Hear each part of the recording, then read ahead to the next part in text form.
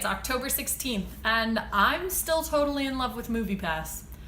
MoviePass is working out wonderfully. If you don't have it yet, you should absolutely get one because it's only $10 a month, and I've already seen 6 movies this month and have plans to see several more. Absolutely a flawless system so far and completely worth the money that I'm paying for it.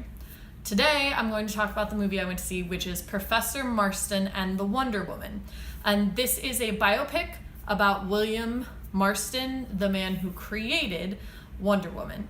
And it's a very good time for this to come out, clearly, because the Wonder Woman movie just came out and they sort of fed off of that energy. It was a good time. It's a limited release film, so it's a little bit tougher to find, but there are a couple theaters in my area that are playing it.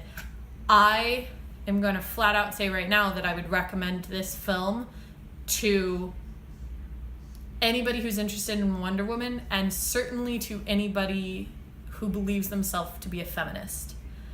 It was a very, very well done, very interesting film. So, a general overview. This film focuses more on the relationship of the characters leading up to the creation of Wonder Woman rather than the character of Wonder Woman herself. So this is about William Marston and his wife Elizabeth Marston and their companion, as I guess is what they call her, Olive Byrne. And it focuses on their life from when they meet sometime in the 1920s up until when William dies in 1947. And during that time, Wonder Woman is created, but the focus is more on the general overview of their lives together.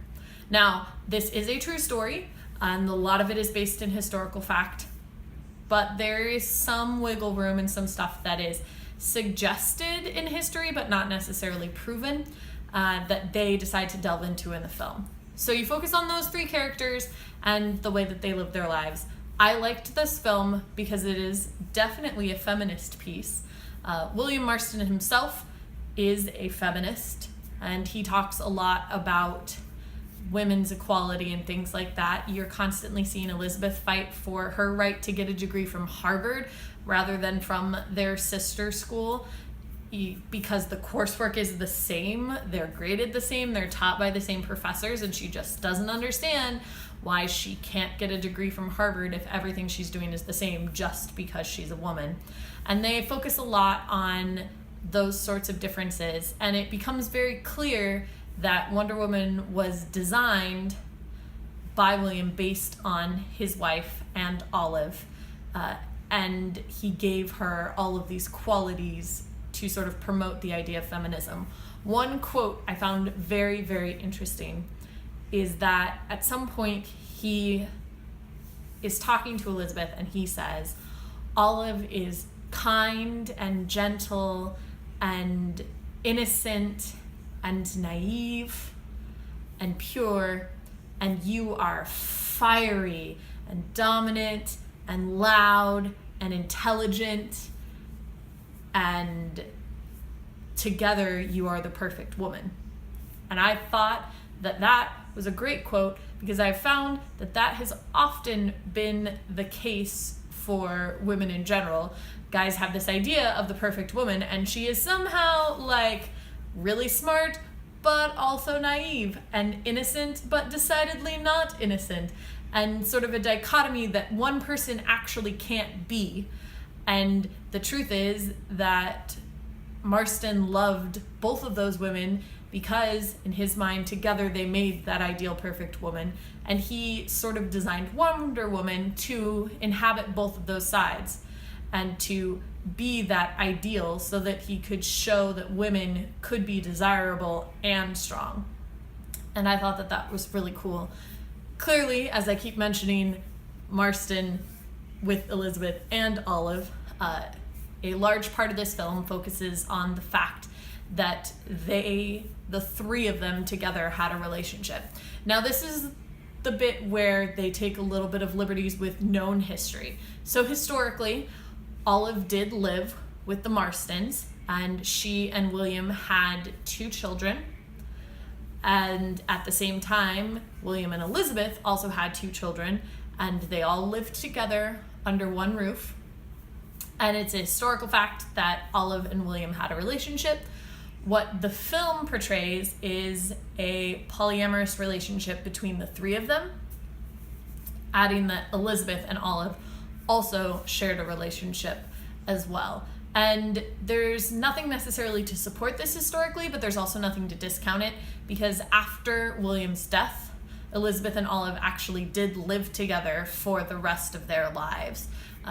So it's suggested that this is not necessarily that big of a stretch. But I liked the portrayal of a polyamorous relationship. They made it very clear that at the time that definitely wasn't something respected or allowed, and people looked down on them. They got fired from their jobs. They got shunned by their neighborhood when people found out. It was called perversion, and there was a lot of hardships, and that clearly caused a rift between them. And at one point, Olive was forced to move out. But what it came back to in the end is that love was more important than whatever society thought. And so at the end of the film, when William realizes he's dying, they call Olive back, and Elizabeth admits that she loves her and wants her back, and they move back in, and as you know, they live out the rest of their lives, the three of them together. And I thought that that was really a beautiful testament to the power of love. I also liked its handling of a polyamorous relationship. It was very, I would say, real and true. I didn't feel like it was a cliche portrayal. Not everything was perfect the whole time. And although there was a lot of sex in this film, it wasn't all about sex. They had a lot of other relationship things happening with taking care of the children and just being there for each other. And I thought it was a really good portrayal, and I like that polyamory is something that is shown in a film. I think that representation is great. The other part of Marston's work with Wonder Woman especially was he had this disc theory, which was dominance, inducement, submission, and compliance. And it's the idea that the way that people interact, that people are happiest when they're submissive to a loving partner, which is to say that like women had a better way of interacting with each other through love versus through violence. And for men it was violence, and for women it was love. So for men it was dominance, I will dominate you and it doesn't matter if you like it or not. For women it was inducement, which is sort of like coercion. I'm going to convince you through my loving actions to be submissive and do what I want. And then there was submission, which is where you are agreeing of your own volition to submit to somebody, and that's a loving action, versus compliance, which is where you're sort of being forced to submit, or like you're agreeing to it but you don't want to. And he said that like this theory encompassed how men and women interacted and how the world interacted, and that some parts were good and some parts were bad. And he couldn't get anything really published, so he took this theory and he put it into Wonder Woman. So if you have a chance to read, Wonder Woman started in 1941, and the first 28 issues of Wonder Woman are written by Marston, and they feature a lot of bondage. BDSM, I would say. Not necessarily overtly sexual, but just in general. And not that there hasn't been a history of bondage. Like, everyone freaked out about it. There was a whole issue with the Children's Board. That's portrayed in the film as well. And they were trying to ban Wonder Woman comics. They burned them in a bonfire. They tried to get Marston to change his ways and told him he had to remove stuff. And Marston added stuff instead. And this is because he believed that like submission and dominance was a big part of a healthy relationship, and also wanted to sort of destigmatize the idea of that kind of stuff. And I thought that that was also handled very well, and it got me kind of interested in the early Wonder Woman comics. So if you check out that first set that was written by Marston, you'll see a big difference. Now, after he died, Wonder Woman changed pretty drastically for a while. But eventually she got her powers back, and a lot of those things returned. And you can sort of see his agenda in the comics today, which I think is really cool. And the best part about this is that Wonder Woman has had a lasting effect. She was the first big female superhero. She is still the largest, most popular female superhero in existence. She's the first one to get a current huge blockbuster hit, which can't be discounted. And I like the idea that they told this story to sort of show that Wonder Woman is not just about fighting bad guys.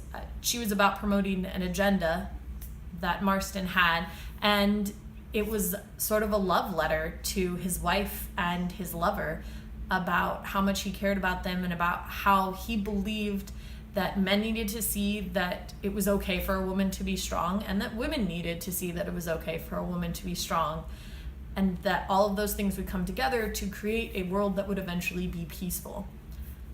So I highly enjoyed this movie. I would actually rate it 5 out of 5 stars. I thought it hit well on plot. It had good tension. It had good character development. And it was a very interesting biopic for me. And I didn't feel false at any point. Nothing felt too amped or toned down. It all seemed to fit and flow very nicely together. I would highly recommend this film if you have a chance to check it out. And if you know stuff about Wonder Woman or Marston or anything, please leave me a comment if you're interested. I would love to discuss this more. I found the entire thing very, very fascinating, and it definitely got me interested in reading early Wonder Woman just to see what it's like. I'll see you tomorrow.